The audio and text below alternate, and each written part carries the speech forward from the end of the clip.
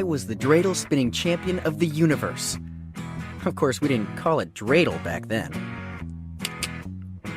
No one in Modi'in could beat me. My spinny little toy landed on Gimel every time. I didn't think anyone alive could touch my game, until the Greeks showed up. Nobody knew they were coming. At first I thought the Greeks were just after me, but soon it was clear. They were out to take over the whole city, the whole country. We were cool with them doing their things, but they wanted us to change and fit in. So they started destroying everything that was different. The Greeks' rules didn't sound so harsh. Forget about worshipping only one god, don't do anything Jewish. But it was pretty scary. Anyone caught praying could get beaten. Wearing something Jewish, you might get thrown into jail. You could disappear forever just because you refused to eat pork. And the weirdest part? Some of our neighbors went along with it.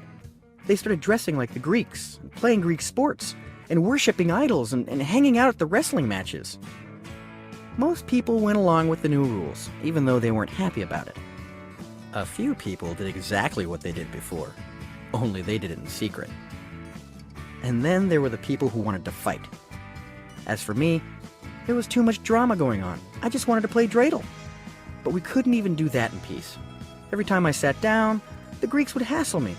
They wanted to know if it was some sort of secret Jewish ritual or magic way to talk to God or mystical Kung Jew. Of course, it wasn't any of that. At least at first it wasn't. The Greeks would go on house raids, searching for Torahs or Shabbat candles or other stuff they didn't like. So here was our decoy scheme.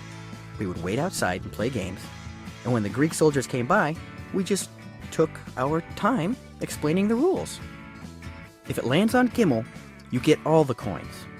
If it's Hey, you get half. If it lands on Nun, you get nothing. And if it lands on Shin, you have to put one in. Everyone inside would hear stalling, so they had time to hide everything.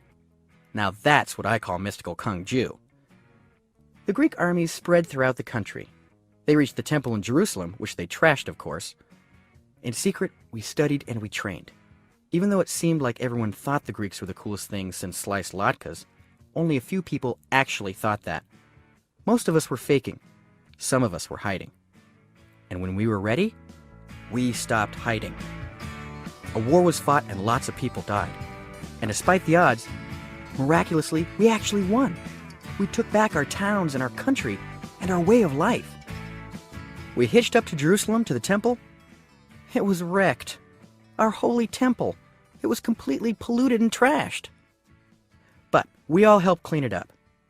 It looked pretty good again until somebody pointed out the menorah. It wasn't lit anymore. This lamp was supposed to burn 24/7. Making the oil took a long time, and it had to be super pure 200% Holy Temple certified olive oil. And the whole supply was wrecked. And somehow, I'm not saying that I did it, but I'm not saying that I didn't. We found one jar that wasn't broken. And that wasn't even the biggest miracle. Cool, sure, we found a jar of oil, but those jars usually only lasted for a day. And this one? It burned for 8 days and nights. That was long enough that we had time to brew up a whole new batch to keep the fire burning forever. Throughout hundreds of years, thousands of prayers in the temple, and about a mazillion dreidel rolls.